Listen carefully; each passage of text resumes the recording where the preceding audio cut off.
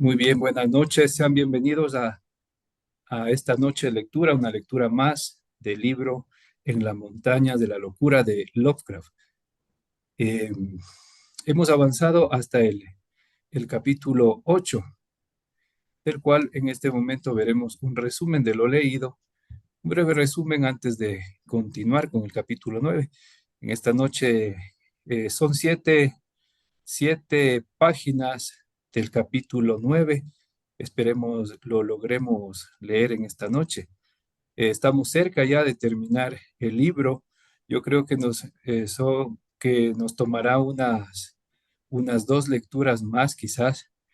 Luego tendremos una exposición de un amigo que nos va a retroalimentar y ampliar el conocimiento de este libro.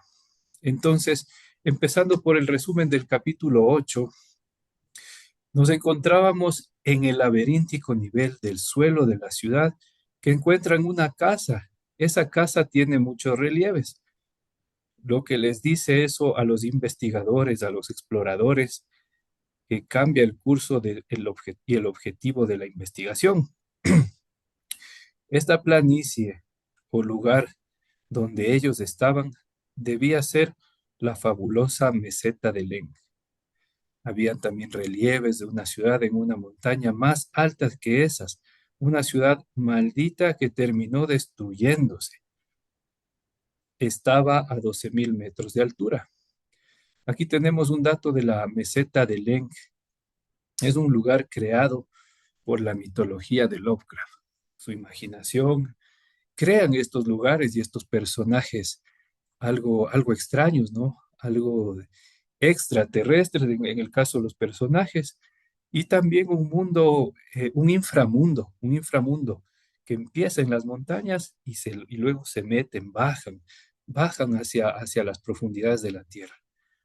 Estamos en un sitio remoto, antiguo y prácticamente inaccesible, situado más allá del tiempo humano y de las leyes físicas normales. Descrito, descrito como una región elevada y desolada, con rinuas ciclopias, templos olvidados, criaturas monstruosas y sacrificios a dioses primordiales. En función nodal en la red de lugares malditos de los mitos de Cthulhu. Recordemos que los mitos de Cthulhu es otro libro que tiene Lovecraft, ¿no? Y que toma de ese libro también para introducirnos en este mundo del terror cósmico.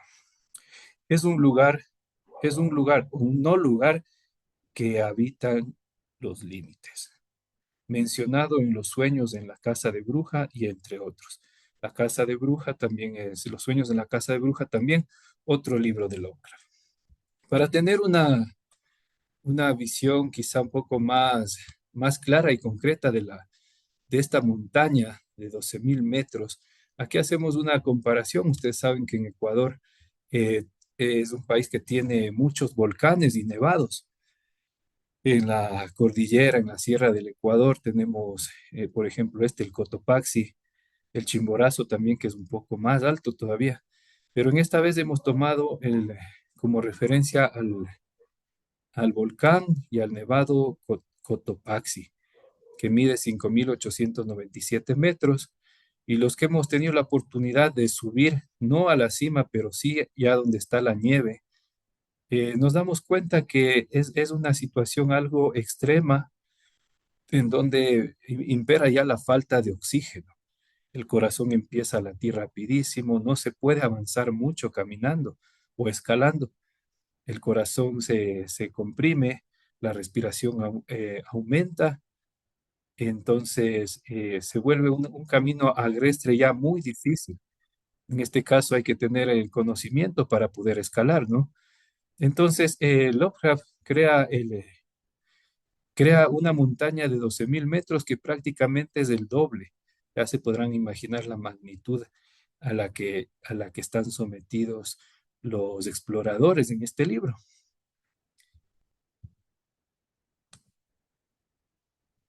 Continuando, tenemos por acá los ancianos. Los ancianos hacían invocaciones a las montañas, pero no se atrevían a explorarla. Recordemos que los ancianos era el nombre que tomaron estos personajes o estos seres que habitaban en estas montañas. Los relieves mostraban que en las largas noches polares las montañas brillaban con luces sin saber de qué eran. Agradece que nunca hayan sido exploradas.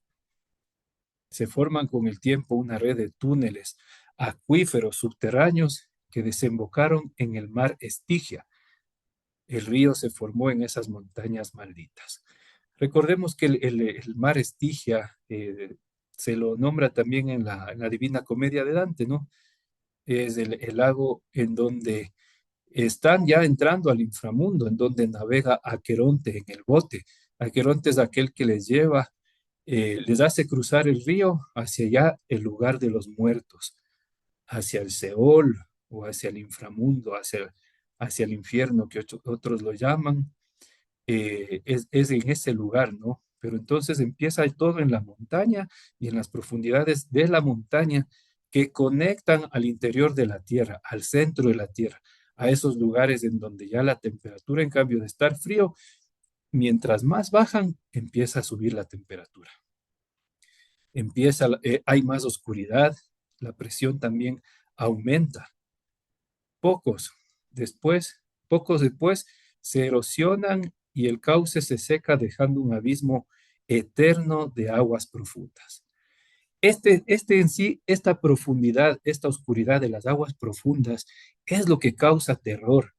Recordemos que estamos eh, una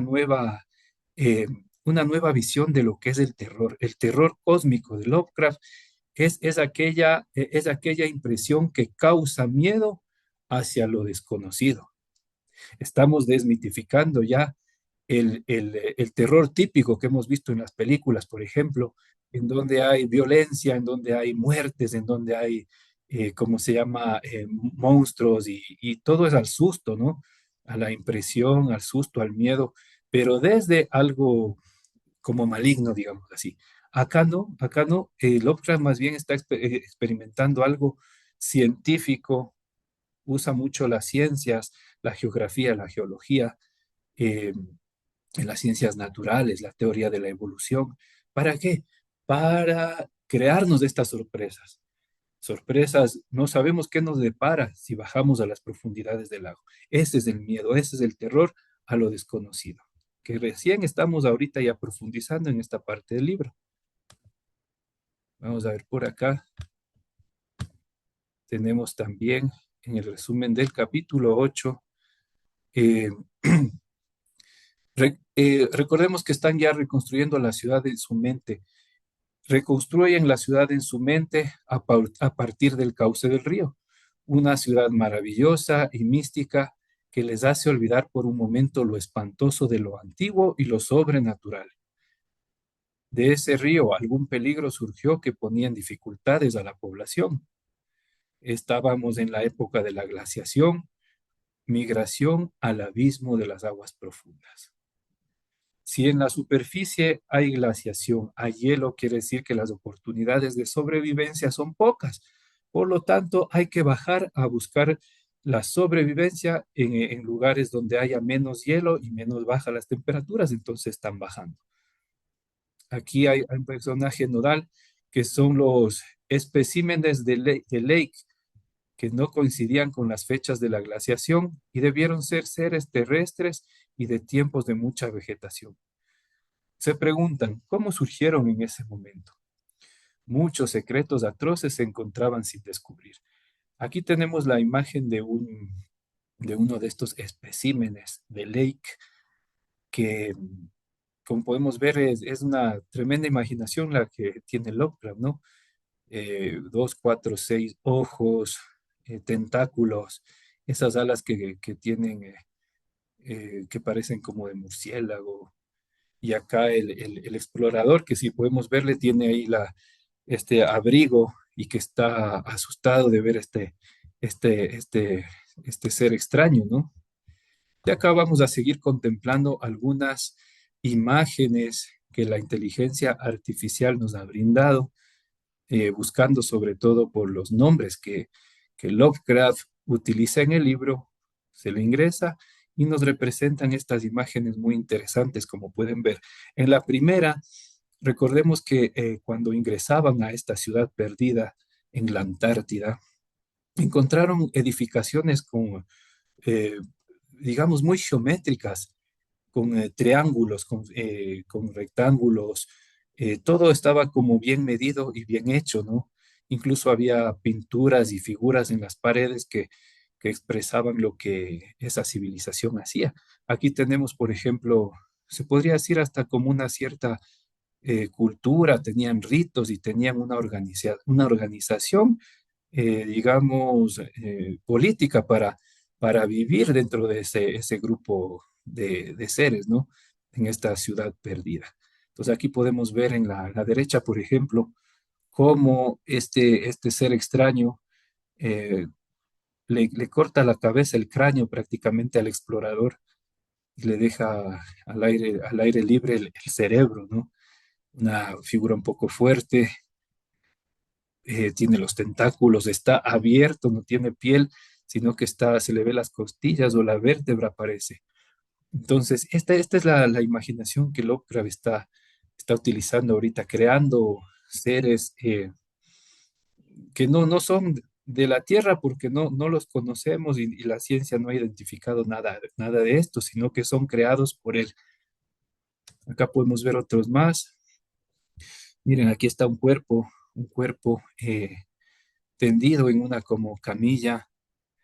Arriba hay unos libros, están como haciendo, parece que fuera una autopsia, si pueden ver. Está identificando en el libro algunas figuras, tiene libros. El cuerpo al parecer está abierto en la parte del tórax y este ser con varios ojos y con tentáculos está haciéndole un estudio a este que parece ser un cuerpo humano. En el otro lado, algo muy parecido, está como reflejándose en espejos, ¿no? Como que tienen espejos que lo reflejan. Y por acá ya tenemos como unas ciertas como medidas, ¿no? Un diseño de estos seres que tiene realmente tiene mucha simetría, si podemos ver, entre la distancia, la altura, el ancho, cómo las alas también se despliegan y forman como un ángulo de unos 45 grados a cada, de la mitad para abajo, ¿no? Entonces, también tiene aquí algo muy interesante que utiliza mucho también la geometría, la matemática para crear este nuevo mundo de terror. Acá podemos ver algo más. Bueno, aquí hay unos escritos que no se les alcanza a divisar bien, pero son como bocetos de estas figuras que han hecho. Aquí tenemos los ojos, por acá, miren, anatomía de estos seres, ¿no? Perfecto, entonces, siguiendo en este ámbito de sorpresa, vamos ya a profundizar el capítulo 9, en donde, en donde ya podemos dejarnos sorprender por las profundidades de lo desconocido. Entonces, aquí la recomendación es que dejemos fluir nuestra imaginación mientras leemos. Una lectura relajada que nos permita imaginar los lugares, los espacios, que nos permita imaginar a los seres y también sentir y gustar de lo que estamos leyendo y dejarnos como también estremecer, que nos toque la sensibilidad de lo que vamos leyendo. ¿Para qué? Para conectarnos con el autor, para conectarnos con lo que él quiere demostrarnos, él quiere presentarnos con este libro. Entonces, vamos a compartir ahora el tema del capítulo 9.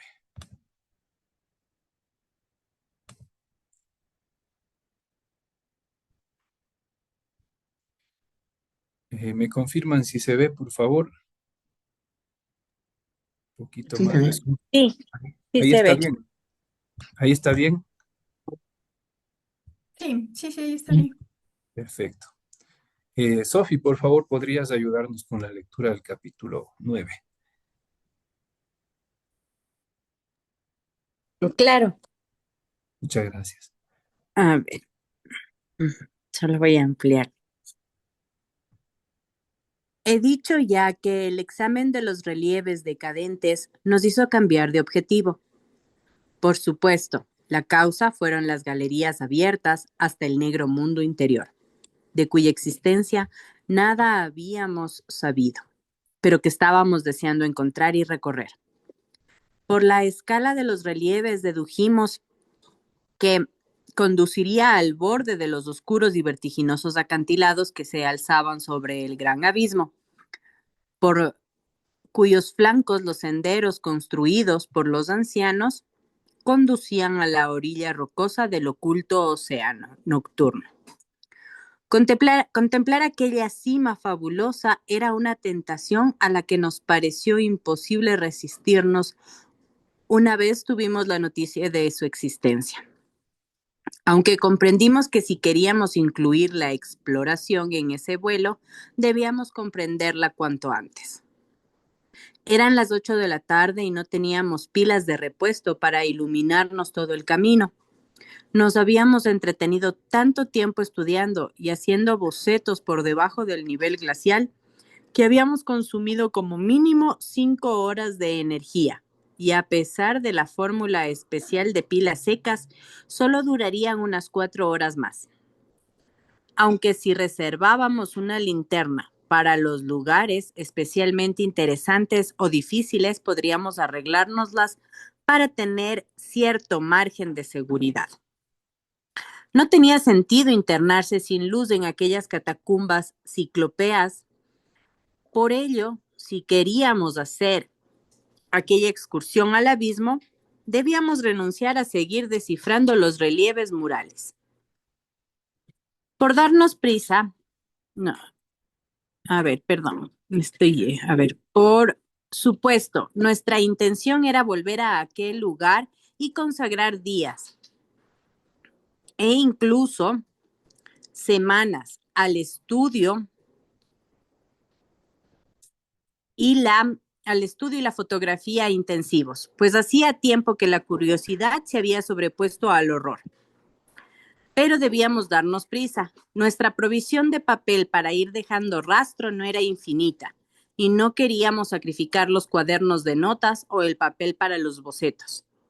Aunque nos deshicimos de un grueso cuaderno, en el peor de los casos, podíamos hacer muescas en las rocas. Y por supuesto, si nos perdíamos, nos quedaría la posibilidad de salir por algún canal siempre que tuviésemos tiempo de probar unos y otros. Según los relieves en los que nos habíamos basado para hacer el mapa, la boca del túnel se hallaba como mucho a medio kilómetro del lugar donde nos encontrábamos. En el trecho que mediaba, había edificios de gran tamaño que probablemente podríamos atravesar, incluso por debajo del nivel glacial. La propia entrada se hallaría en la base, en el ángulo más próximo a las montañas, de una enorme estructura de 5 puntas de uso evidentemente público y tal vez ceremonial, que intentamos recordar del vuelo de reconocimiento. No nos sonaba haber visto dicha estructura, por lo que concluimos que la parte superior debía de estar muy dañada o que se habría derrumbado por culpa de una grieta en el hielo, en la que sí habíamos reparado.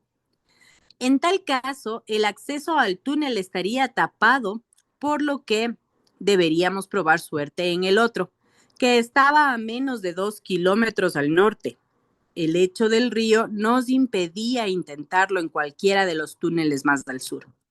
Y si los dos túneles más próximos estaban cegados, era dudoso que tuviésemos pilas suficientes para llegar al siguiente que había al norte y que estaba a unos 2 kilómetros de nuestra segunda elección.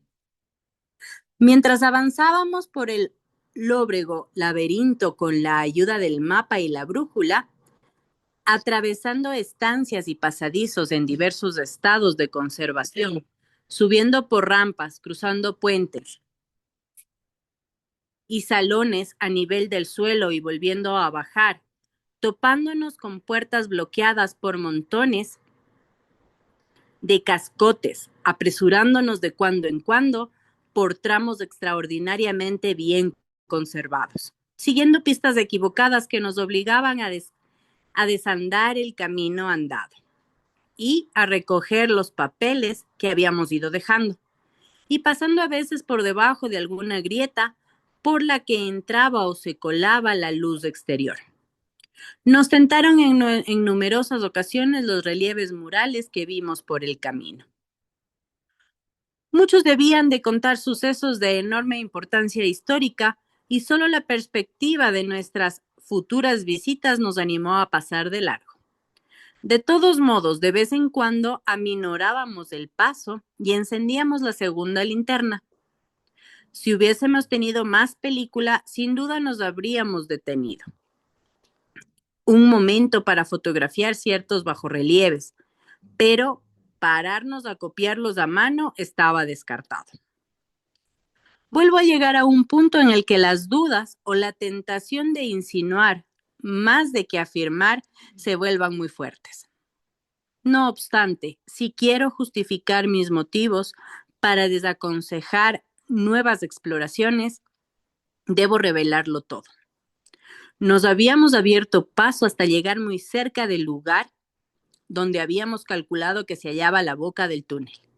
Después de cruzar por un puente a la altura del segundo piso hasta el extremo de una pared y descender por un pasadizo en ruinas en el que abundaban los relieves, la factura tardía muy decadentes y elaborados y aparentemente ritualistas, cuando alrededor de las 8:30 de la tarde, el fino olfato del joven Danforth nos advirtió de algo inusual.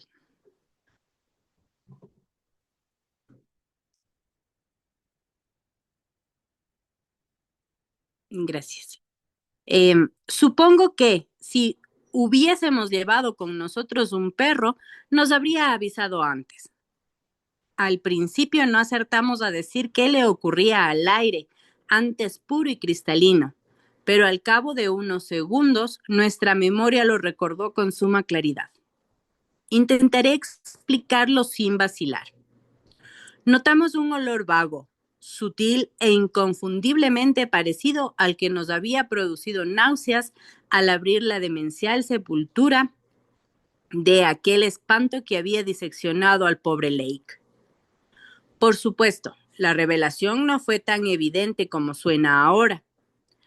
Había varias explicaciones posibles y pasamos un buen rato indecisos, murmurando. Lo primordial es que no retrocedimos. Después de haber llegado tan lejos, nos repugnaba la idea de volver atrás si no era ante la evidencia de una catástrofe segura. En cualquier caso, lo que sospechábamos era demasiado descabellado para ser cierto. Cosas así no ocurren en el mundo normal. Probablemente fue un puro instinto irracional lo que nos impulsó a atenuar la luz de nuestra única linterna. Los siniestros y decadentes relieves que nos miraban desdeñosos desde las opresivas paredes habían dejado de tentarnos y continuar la marcha de puntillas trepando por el suelo cada vez más cubierto de escombros y montones de cascotes. Danforth demostró no solo tener mejor olfato, sino también mejor vista que yo, pues fue también él quien reparó en el extraño aspecto de los cascotes después de que atravesáramos muchos pasadizos, casi cegados, que conducían a estancias y pasillos a nivel del suelo. No daban la impresión de llevar tantos miles de años abandonados, y cuando aumentamos con mucha precaución la intensidad de la luz, vimos marcas claras, pero parecía que alguien hubiese arrastrado algún objeto pesado por los sitios más despejados. En una ocasión creímos ver una especie de rastros paralelos como el de unos patines. Eso hizo que volviéramos a detenernos. En ese momento fue cuando notamos, los dos al mismo tiempo, el otro olor que llegaba de delante. Aunque parezca paradójico, nos resultó al mismo tiempo más y menos espantoso. Menos espantoso en sí mismo, pero infinitamente atroz en ese lugar y en aquellas circunstancias. A menos, claro, que Gedney, por lo que percibimos, fue olor a gasolina normal y corriente. Nuestra motivación a partir de entonces es algo que dejaré a los psicólogos. Ahora estábamos seguros de que alguna terrible prolongación de los horrores del campamento se había arrastrado hasta aquel oscuro cementerio de eones. Y ya no había ninguna duda de que una situación inconcebible, actual o al menos reciente, aguardaba un poco más adelante. Sin embargo, al final dejamos que la pura curiosidad, la preocupación, la autosugestión, un vago sentimiento de responsabilidad hacia Gedney o quién sabe qué nos empujara a seguir. Danforth volvió a aludir con su susurro a la huella que le había parecido ver al doblar la esquina en las ruinas de arriba y al leve silbido musical que después del informe de disección de Lake había cobrado un terrible significado a pesar de su parecido en los ecos de las cuevas en las ventosas cumbres de las montañas, y que había creído oír procedentes de las desconocidas profundidades. Yo a mi vez le recordé el estado en que había quedado el campamento. Las cosas se habían desaparecido y que la locura de un único superviviente había conseguido algo inimaginable: cruzar las pavorosas montañas y descender hasta aquella construcción desconocida y primigenia. Pero no logramos convencernos ni siquiera a nosotros mismos de nada definitivo. Habíamos apagado la luz y vimos que una leve claridad se filtraba desde el exterior e impedía que la oscuridad fuese absoluta. Tras reemprender maquinalmente la marcha, nos guiamos encendiendo de vez en cuando la linterna. Los cascotes amontonados nos habían causado una impresión de la que no lográbamos deshacernos. Y el olor a gasolina iba en aumento. Cada vez encontrábamos más restos que dificultaban nuestro paso, hasta que muy pronto comprendimos que no podríamos seguir. Habíamos acertado en nuestro cálculo pesimista sobre la grieta entreabierta desde el aire. El túnel estaba cegado y ni siquiera podríamos llegar al lugar donde se hallaba el acceso al abismo.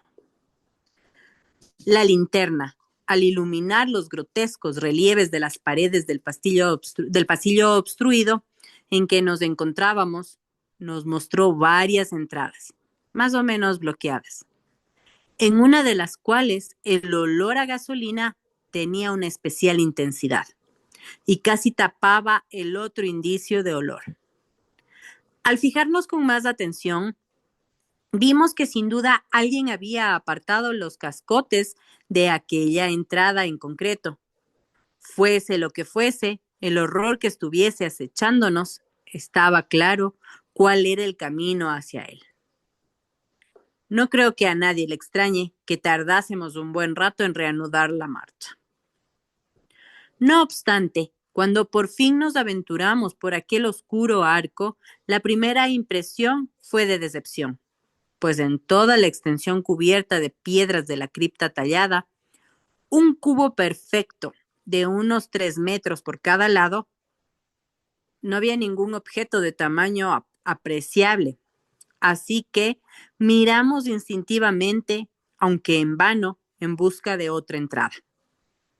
Un instante después, la aguda vista de Danforth identificó un lugar donde habían limpiado los cascotes del suelo y encendimos las dos linternas a plena potencia.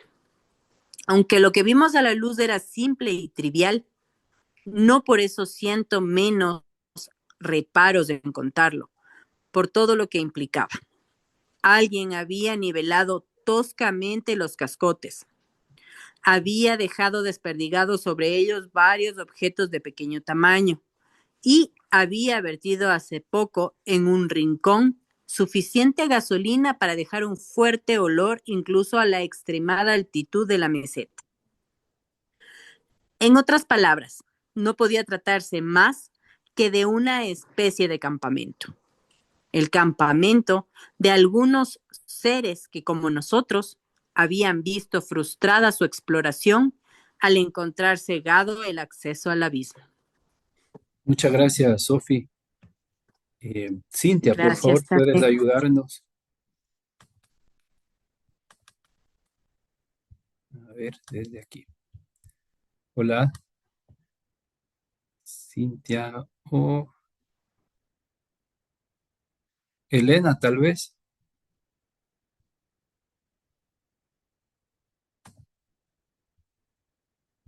Buenas noches. Ya. Empiezo, ¿no? Gracias. Sí, gracias. Bueno,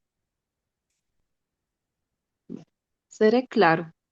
Los objetos desperdigados procedían, en lo que se refiere a su sustancia, del campamento de Lake y eran latas de comida abiertas de modos tan insólitos como los del campamento arrasado, muchas cerillas quemadas, 3 libros ilustrados más o menos manchados, un tintero vacío y su caja de cartón con las instrucciones, una pluma estilográfica rota, varios trozos de pieles y de la tienda arrugados, extrañamente recortados, una pila eléctrica usada con sus instrucciones y un reguero de papeles arrugados. No era un buen indicio, pero cuando alisamos los papeles y vimos lo que había en ellos, aún nos pareció peor. Los papeles emborronados que habíamos encontrado en el campamento deberían habernos prevenido, pero verlos allí, en las bóvedas prehumanas de una ciudad de pesadilla, se nos hizo casi insoportable. Si Gedney se hubiera vuelto loco, habría podido dibujar los grupos de puntos imitando los que habíamos encontrado en las esteatitas verdosas, iguales a los que vimos en las demenciales tumbas estrelladas, y también podría haber hecho toscos y apresurados bocetos, más o menos exactos, de los alrededores y trazado una ruta diferente a la que habíamos seguido nosotros desde un lugar representado con un círculo, un lugar que identificamos como una gran torre cilíndrica en los relieves y una enorme cima circular que habíamos visto en el vuelo de reconocimiento, hasta la estructura de 5 puntas donde nos hallábamos en ese momento y la boca del túnel que había detrás. Repito que podría haber bosquejado aquellos bocetos, pues era evidente que se habían hecho, como los nuestros, a partir de los relieves tardíos de algún lugar del laberinto glacial, aunque no eran los mismos que habíamos visto y utilizado nosotros. Pero lo que no podría haber hecho jamás una persona sin dotes artísticas como él es ejecutar aquellos bocetos con la seguridad y la extraña técnica, tal vez incluso superior, a pesar de la prisa y el descuido, de cualquiera de los relieves decadentes en los que estaban inspirados, la técnica típica e inconfundible de los ancianos en los días de gloria de la ciudad muerta. Habrá quienes digan que Danforth y yo fuimos unos locos al no salir huyendo, pues nuestras conclusiones, por muy descabelladas que fuesen, eran muy claras, y no necesito precisar su naturaleza a quienes hayan leído mi relato hasta aquí. Puede que lo fuésemos. ¿No he dicho ya que aquellas horribles cumbres eran las montañas de la locura? Pero creo poder detectar el mismo espíritu, aunque no de una forma tan extrema, en quienes acechan a bestias mortíferas en las selvas africanas para fotografiarlas o estudiar su comportamiento. Por más que estuviésemos casi paralizados por el miedo, había en nuestro interior una chispa de curiosidad que al final acabó triunfando. Por supuesto, nuestra intención no era enfrentarnos a lo que a lo o a los que sabíamos que habían estado allí, pero pensamos que ya debían de haberse ido. A esas alturas ya habrían encontrado el otro acceso al abismo y se habrían adentrado en el oscuro fragmento del pasado que pudiera estar esperándoles. O si esa entrada también estaba bloqueada, habrían ido al norte en busca de otra. Recordamos que no dependían sino parcialmente de la luz. Al evocar ese momento, apenas puedo reproducir la forma precisa que adoptaron nuestras emociones. ¿Cuál fue el cambio de objetivo que agudizó de ese modo nuestras expectativas? Desde luego, no queríamos enfrentarnos a lo que tanto temíamos, aunque no niego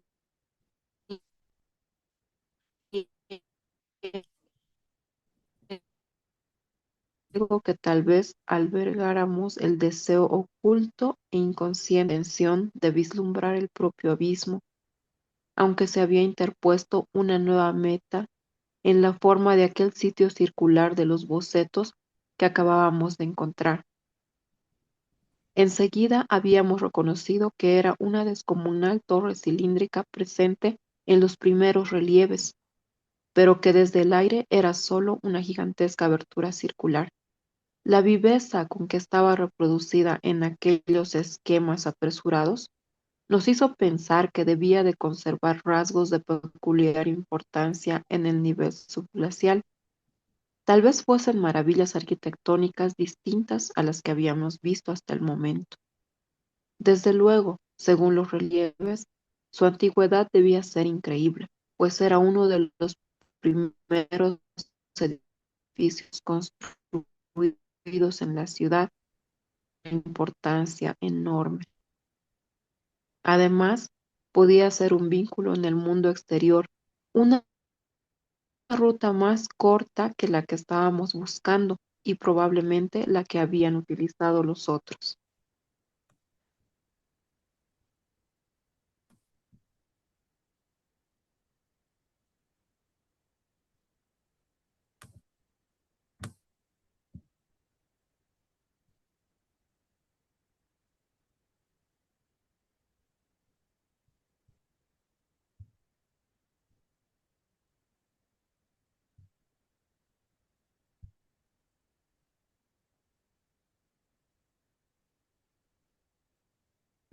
En cualquier caso, lo que hicimos fue estudiar los terribles bocetos que coincidían a la perfección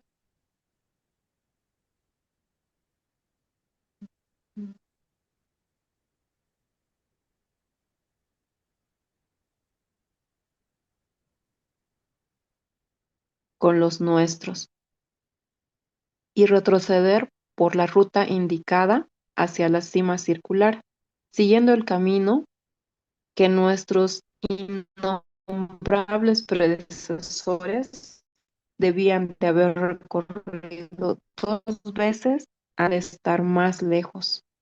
No es necesario que dé detalles del recorrido, en el que seguimos dejando un rastro de papel, pues fue exactamente igual que el que habíamos utilizado para llegar al callejón sin salida, aunque discurría más cerca del nivel del suelo e incluso descendía a los pasadizos del sótano. De vez en cuando encontrábamos ciertas marcas turbadoras en los cascotes y los restos que había bajo nuestros pies, y al dejar atrás el olor a gasolina, volvimos a notar, de vez en cuando, el otro olor más persistente y espantoso. Cuando el camino se apartó de nuestra anterior ruta, iluminamos furtivamente las paredes con nuestra única linterna y vimos en todos los casos los casi omnipresentes relieves que parecen haber sido un rasgo estético predominante entre los ancianos.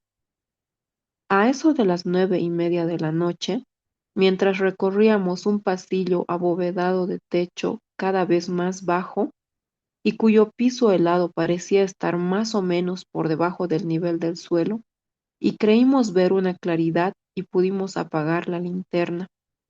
Daba la impresión de que estuviésemos acercándonos al gran sitio circular y de que la distancia al exterior no fuese muy grande.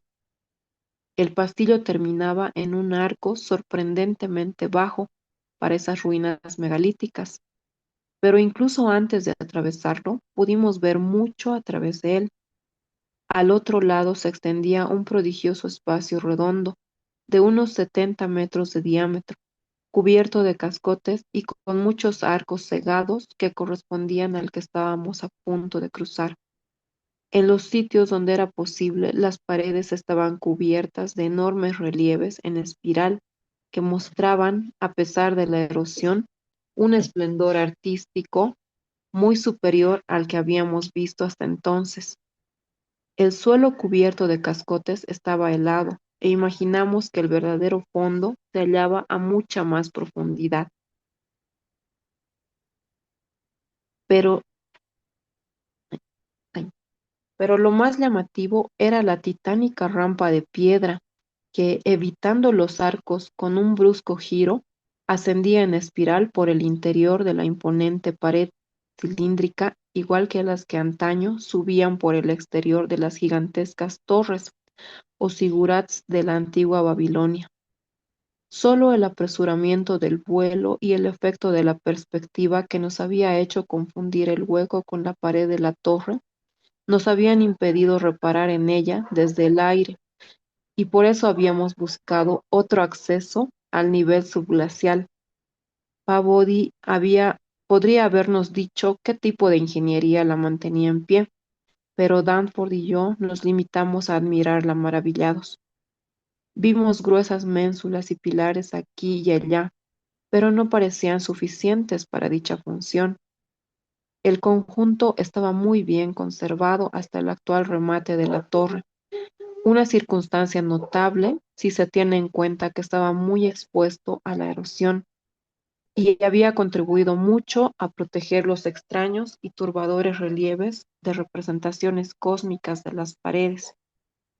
Al internarnos en la cegadora claridad del fondo de aquel monstruoso cilindro de 50 millones de años de antigüedad, y sin duda la estructura más antigua que habíamos visto, vimos que la rampa se alzaba vertiginosamente hasta una altura de unos 20 metros. Por lo que recordábamos de nuestra exploración aérea, eso significaba que la capa de hielo de fuera tenía un espesor de unos 10 metros, pues la cima que habíamos visto desde el aire se hallaba en lo alto de un montículo de escombros de unos 6 metros y protegido en parte por la gruesa muralla de una línea de ruinas más altas.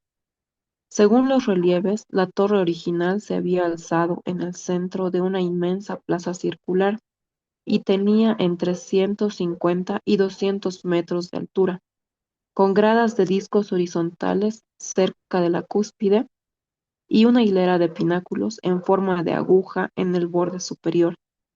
Era evidente que la mayor parte se había derrumbado hacia afuera más que hacia adentro, y era una suerte, porque de lo contrario podría haberse destruido la rampa y haberse cegado el interior.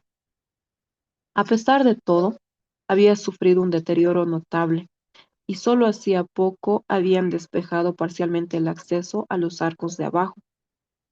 Apenas tardamos un instante en concluir que esa era la ruta que habíamos utilizado los otros para descender, y que sería el camino lógico que seguiríamos en nuestro acceso, a pesar del largo rastro de papeles que habíamos ido dejando en otra parte.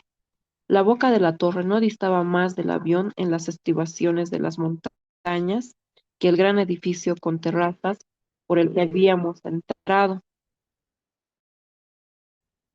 y cualquier exploración subglacial que hiciésemos en ese viaje tendría que limitarse a esa región.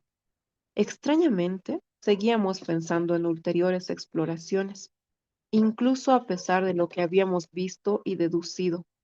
Luego, mientras nos abríamos paso con cautela entre los cascotes, vimos algo que nos hizo olvidar todo lo demás. Se trataba de tres trineos pulcramente alineados en un extremo de la parte más baja y saliente de la rampa, que nos los había tapado hasta entonces. Ahí los teníamos, los tres trineos del campamento de Lake, destartalados por el esfuerzo que debió suponer arrastrarlos a la fuerza por las grandes extensiones cubiertas de restos y cascotes, y cargar con ellos por los sitios más impracticables. Estaban cuidadosa e inteligentemente atados y empaquetados, y contenían cosas muy familiares: la gasolina, las latas de combustible, las cajas del instrumental, las conservas, unos sacos de lona alquitranada llenos de libros y otros de contenido más incierto, todo procedente del equipo de Lake.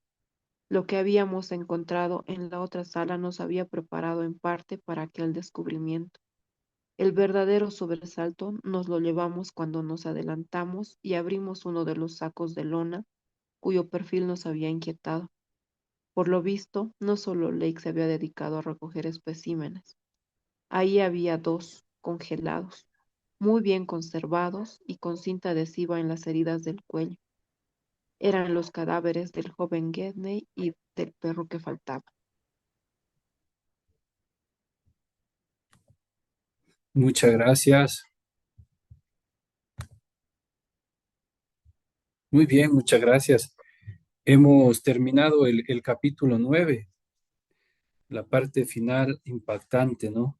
Encuentran los cuerpos de los dos amigos que se habían perdido y supuestamente fallecido, y están envueltos como que alguien ha tratado y los ha puesto en ese lugar. Bueno, ciertamente estamos en el capítulo 9. El abismo llama, el abismo nos está llamando a bajar a la profundidad. En las montañas de la locura, la historia como que da un giro entre lo que va contando el narrador y su amigo Danforth, ¿no?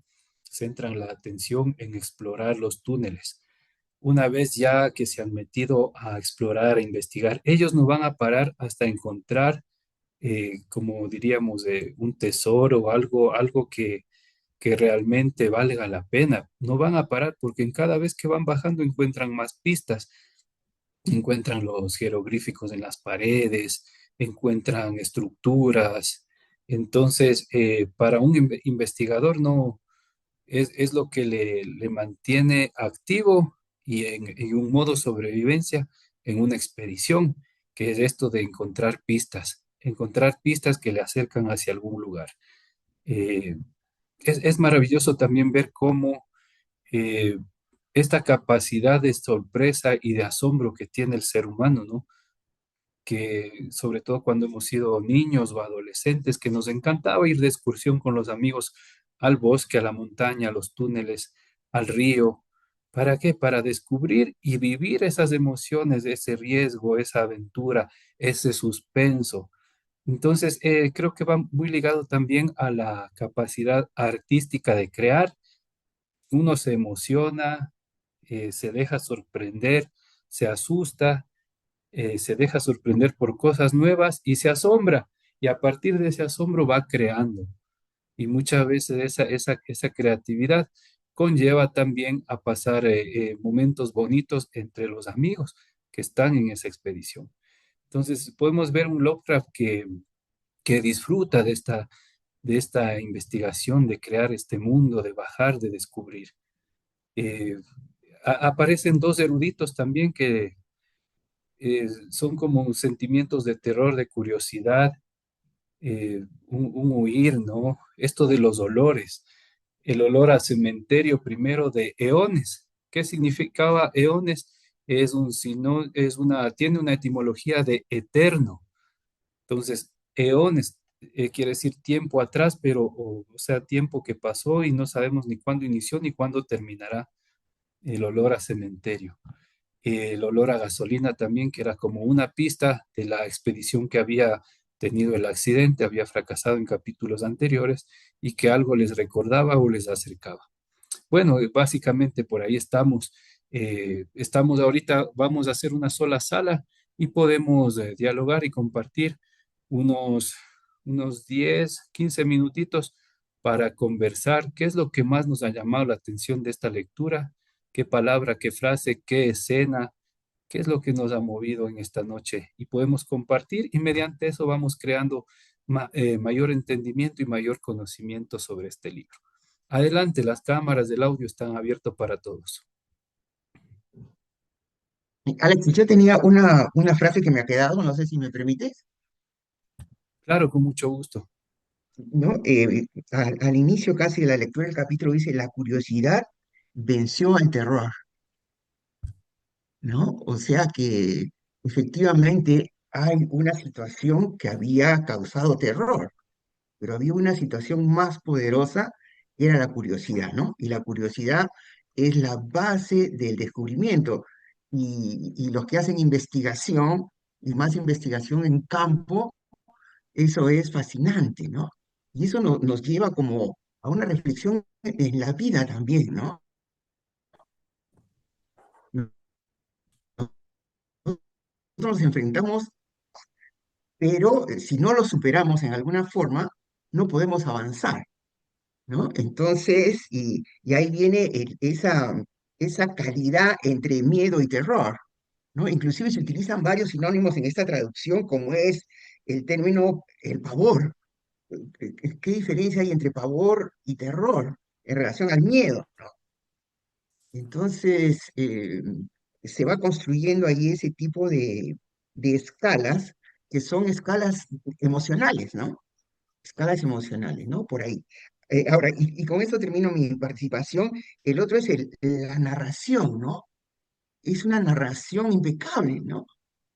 Es una narración. Ahora, yo digo que creo que todos percibimos esto también, que Lovecraft ha tenido un nivel de profundización que le ha ayudado a la imaginación, en profundización de los temas, ¿no? Hay un conocimiento, ha tenido que leer mucho, investigar mucho sobre aspectos geológicos, inclusive aspectos relacionados con la Antártida, ¿no? Eso era mi comentario inicial, por favor. Muchas gracias, Jorge. Sí, interesante lo que comentas de esto de que la curiosidad venció al terror. Hay una leyenda famosa acá en el Ecuador que se llama la caja ronca, que es de una procesión que pasan con un ataúd, un féretro, que lo llevan a medianoche hacia el cementerio. Y la curiosidad de la vecina que sale a ver qué pasa y quiere ver quién es el que ha muerto. Entonces se acerca y mira la caja y en ese momento el que estaba adentro pues le quita la vida, ¿no? Es una leyenda acá como lo que tú dices, que la curiosidad vence al terror. eh, entonces muy interesante. Pero sí, como tú mismo dices, esa misma curiosidad es la que nos lleva a investigar, a conocer, a buscar. Y sí, hay ciertos también sinónimos de terror que vamos aprendiendo, como tú has dicho, el pavor, el espanto, el aterramiento. Pero ciertamente Lovecraft nos invita a este miedo hacia lo desconocido. ¿Qué es lo que vamos a descubrir? Es como más que miedo, como esa capacidad de sorpresa, de conocer cosas nuevas, que no sabemos si sean buenas o malas, pero son nuevas. Y eso genera adrenalina y eso genera esta curiosidad por seguir. Muchas gracias, Jorge.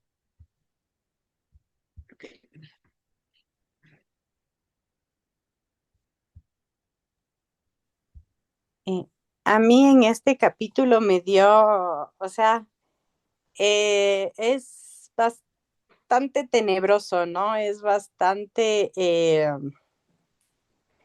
atrapa mucho al lector.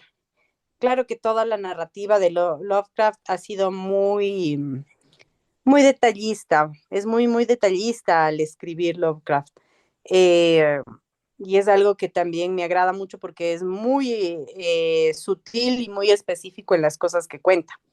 Y lo que va diciendo, ¿no? No voy a menospreciar estas cosas que parecen comunes, igual las voy a contar, y cuenta cada detallito, pero realmente a mí me ha parecido este capítulo como que muy tenebroso, me ha dado bastante miedo porque es claro, el esperar que aparezca ya algo. Con los dolores que están teniendo, ya da la impresión de que en cualquier momento puede aparecer una nueva criatura, pueden sufrir algún ataque. O sea, uno está a la expectativa de ver qué va a suceder porque están yendo por un camino desconocido en el que hay un montón, o sea, están prácticamente todos los sentidos como que agudizándose, ¿no? Están viendo los relieves, están viendo lo que se aplanó, se aplanaron o sea, se aplanó el camino, están viendo los relieves, están oliendo la gasolina y lo de los eones, eh, y supongo que también, o sea, de alguna forma están sintiendo algún tipo de frío o de calor o de o sea, están todos los sentidos expuestos en este momento de la lectura. Estoy como que en el punto más álgico de la lectura en este capítulo. Eso, me ha gustado mucho este capítulo, me ha parecido muy fascinante, muy atrapante. Sí, muchas gracias, Sofi. Ciertamente no estamos bajando a un descubrimiento desde las ciencias que nos ha planteado en los anteriores capítulos, la geografía, la geometría, la geología, incluso parte de la teoría de la evolución de Darwin, ¿no? Todo eso, él creo que se ha empapado, ha leído mucho, como vimos en su biografía, de muchos temas. Es ciertamente algo genial, algo erudito, lo que su autoeducación lo llevó a conocer. Y desde ahí él escribe. Entonces, ciertamente son, como te digo, eh, es una redacción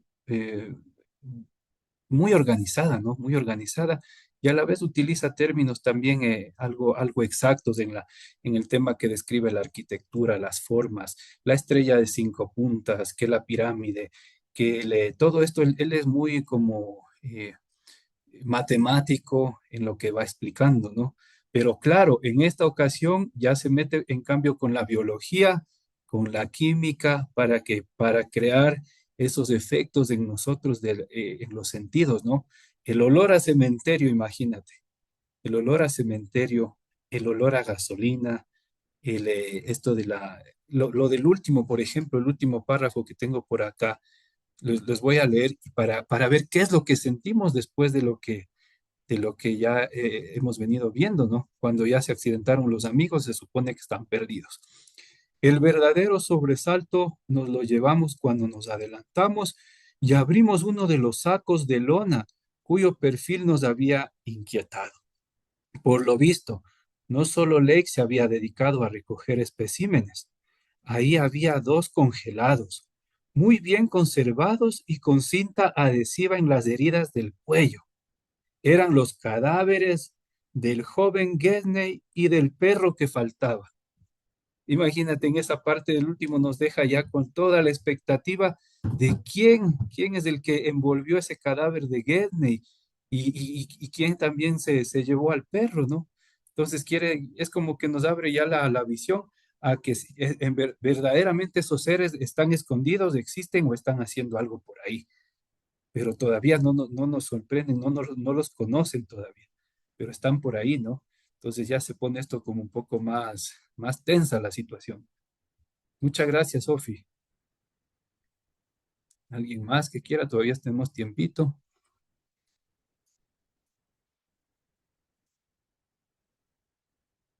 Alex, y no sé si sea descabellado, pero eso último que acabas de leer, no sé, de repente no estoy muy bien enfocado, pero es como si se hubiera guardado una muestra de algo humano y no humano, ¿no? Eh, eh, Como que alguien hubiera estado conservando, ¿no? El caso de Gene, el humano y el no humano, siendo los dos vivos. O sea, alguien también ha estado guardando eso, ¿no? Eso es lo que se me ha ocurrido, no estoy. muy Sí, centrado en eso. sí, yo creo que va por ahí. Y mira, para develar un poco este último párrafo, creo que nos va a ayudar mucho una de estas imágenes que voy a compartir en este momento, que es la siguiente. ¿Dónde estamos? Permíteme. Esta, pues. Esta, mira, esta de la izquierda. Esta imagen, mira, está este ser extraño está haciendo como una autopsia o algo a un cuerpo como humano. Entonces yo creo Mm, que esta imagen puede estar ya, ya. diciéndonos que este ser extraño es el que le envolvió en cinta después de haberles hecho los estudios, porque ciertamente está haciendo como una disección, lo que puedo ver, ¿no? Una disección, y él está con cuadernos, escribiendo, anotando y dibujando y leyendo. El cuerpo está tendido y él sigue con su disección o autopsia. ¿Qué podremos imaginar que le está haciendo ahí? Ya. Entonces sí, tienes mucha razón. Yo creo que va por ahí. Estos seres todavía no se revelan en una existencia real. Hemos visto figuras, hemos visto jeroglíficos, hemos visto incluso restos, ¿no? En los primeros capítulos había restos de fósiles de seres que no extraños, que nunca se había visto en la Tierra. Entonces, creo que por ahí también, mientras más abajo avanza la expedición, se van a ir revelando, creo yo, ¿no? Porque ya aquí nos da una visión de que alguien que está más abajo de esta ciudad perdida es el que envolvió el cuerpo y el que también le trató ahí al cadáver del perro, ¿no? Creo que vamos bien en esta lectura también es como es como también ir investigando.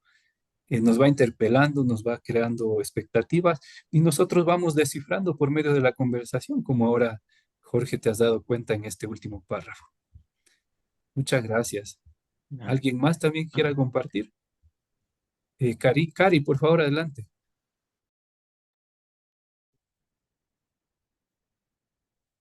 Hola chicos, buenas noches con todos. Qué gusto compartir una lectura más con todos. A mí este capítulo me pareció como que todo el libro nosotros íbamos como imaginándonos, ¿no? Imaginándonos de qué puede ser, qué puede haber sucedido. Pero incluso para los protagonistas es como que ellos también, no sé, decían que puede ser. Aquí como que ya siento que ellos lo ven más real las cosas, ¿no? Siento como que ellos ya saben que encontraron, a mi forma de ver, una como civilización antigua que pareciera que fuera solo de monstruos, no solo de como que de monstruos que estuvieron ahí, pero cada vez se van dando cuenta que incluso puede ser que esta civilización... haya, o sea, para mi forma de ver es como que esta civilización es de cierta forma antes que nosotros, pero que fue mucho más desarrollada que nosotros. Así pienso que es lo que yo siento que ellos tal vez pueden pensar. Entonces sí, para mí esta parte es como que incluso Danforth siento que queda de alguna forma impactado también psicológicamente por todas las cosas, porque ellos son como científicos y no se esperan algo así. Pero al ver algo tan majestuoso, tan increíble, ellos también tienen un shock emocional. Así siento también esta parte. Me parece un libro súper interesante este capítulo. Para mí ha sido como revelador.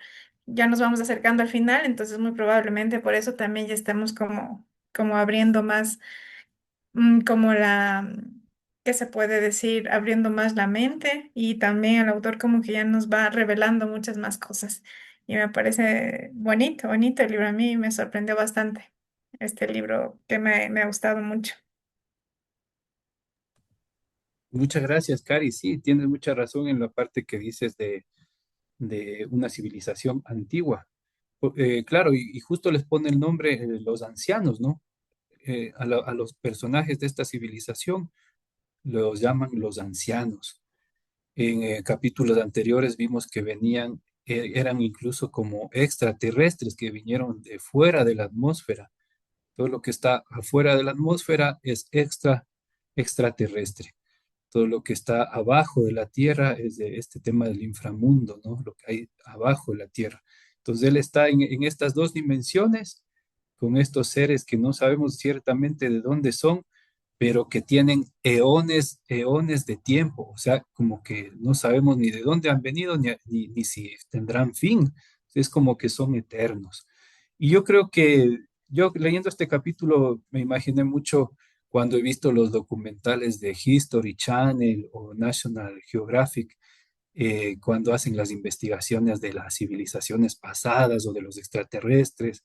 Eh, es muy interesante ver cómo ya en la actualidad estos tipos de documentales nos muestran imágenes muy interesantes, ¿no? O esto del descubrimiento de las pirámides de Egipto, qué pasó por dentro, cómo fue.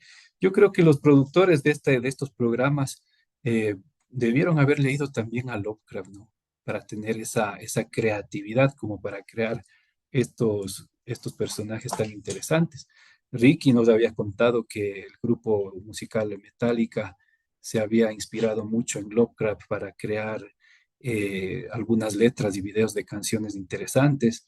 Lovecraft a su vez se inspiró en Edgar Allan Poe, en este terror muy interesante que tenía, que lo leímos también aquí en el Junco, ¿no? El Edgar Allan Poe, em, con el cuervo, el cuervo. Y ahora se va transmitiendo este tipo de narraciones, este estilo de contar historias. Muy bien.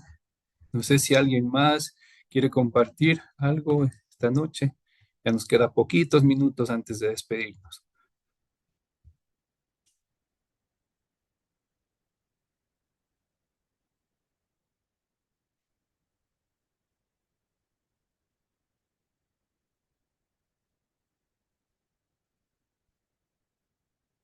Alex, Bueno, sí, Ricky, adelante. estoy un poquito enfermo, disculparán. Eh, Indagando así ilustraciones del libro, que había un autor que tiene unas ilustraciones muy buenas para específicamente, entonces, y ahí me entero de que ha habido una trilogía, como les puse en el grupo, ¿no? Entonces se inspira en Alan Poe, en Julio Verne y el libro sería este de Las Montañas de la Locura. Entonces, ahí me parece, estábamos cuando hablábamos en reuniones anteriores, también incluso el cita dijo a, a Julio Verne y las historias de él, pues también a mí me recordaban, ¿no? Que sus historias más o menos tienen como inspiraciones en estos autores y me parece muy bueno, por eso también me atrapó el libro, me gusta la tienen estos periodización. Dentro de la lectura también, ¿no? Y yo imaginaba en las otras lecturas también que comenzaba, pues, habitaban en el abismo, en el océano, las cuevas y todo eso. Sinceramente me causa un poco de escalo de estas criaturas enormes que salen de ahí por puede ser, ¿no? Primero me causa eso, ¿no? El dato de la lectura te da, porque están, como ya lo dijeron ustedes, o la mayoría, están detallada que te sumerge dentro de la historia. De nada, incluso te dice como ahorita te dice a lo que huele el espacio en donde están ellos. Te da tanto detalle que te uno en el espacio donde están ellos y donde se encuentran y donde está ocurriendo. Parece muy genial. No había yo leído o no había conocido una historia tan detallada como esta. Eh, por ahí también escuché que este libro de las montañas de los principiantes y tal vez supongo que lo mencionan por está hecho la narrativa, ¿no? Los términos técnicos, todo este texto tan científico y tan convincente, se puede decir, porque te metes tanto en el libro que a veces ya piensas que está diciendo algo que en verdad existió, que en verdad está por ahí, y te quedas con esa duda, ¿no? Si en verdad solo es una novela o algo de esto es netamente real. Entonces eso me parece muy genial del libro. Muchas gracias, Ricky. Y gracias también por estar aquí, a pesar de que estás un poco resfriado, que la lectura sea un aliciente para que mejores la salud también. Y ciertamente lo que menciona esto de la trilogía, ¿no? Alan Poe, Verne han inspirado a Lovecraft. Eh, es muy interesante aquí en el Junco porque se llega a unos niveles altos de comprensión lectora. En este caso, el tema de hacer de comparar los intertextos, ¿no? Lo que escribió Poe, lo que escribió Verne, cómo influyeron con Lovecraft, y desde ahí vamos nosotros entendiendo y también aprendiendo. ¿Para qué? Para luego crear también. Yo me pregunto, después de haber leído 11 libros en el Junco, en estos 2 años y medio de vida que tenemos, si nos ponemos a escribir, ¿qué estilo tendremos? ¿Qué estilo de escritura tendremos después de haber leído a Germán Hesse, a, a Kafka, a Albert Camus, a Vargas Llosa también que leímos, Han Kang, y estilos distintos que van formando también nuestro estilo, en este caso lector, literario, y en un futuro también lo que escribiremos, ¿no? Porque el que lee, como dice la profe Doris, el que lee, escribe. Muchas gracias, Ricky. Y con Deborita, creo que vamos a cerrar esta noche, que levantó la mano, así que adelante. Hola amigos, ¿sí me escuchan? Gracias. Bueno, yo lo que quería decir, para mí, lectura diferente a todo lo que he leído antes. Como dice el Ricky, ¿no? Que es bastante descriptiva. Yo al principio no estaba muy convencida, no me atrapaba porque me estaba aburriendo con tantas descripciones, pero es una cuestión personal porque me gustan más las cosas más realistas, se podría decir. Pero bueno, ahora ya me gustó y me atrapó la historia. Algo que a mí me deja pensando este capítulo y en sí, bueno, ya me igualé, en sí toda la narrativa de Lovecraft es que combina los misterios que el ser humano siempre tiene presentes. Como tú dijiste, el miedo a lo desconocido y el miedo a la muerte. Porque el meollo del asunto aquí está en que más allá de la civilización y de las ruinas que encuentran y las torres, etcétera, etcétera, ahí hay un peligro que encierra la muerte. Ahora les encuentran a estas dos personas atadas, envueltas, etcétera, etcétera. Entonces, Edgar Allan Poe en el Cuervo, también su tristeza provenía de la muerte, de la pérdida, de se llevó lo que amaba.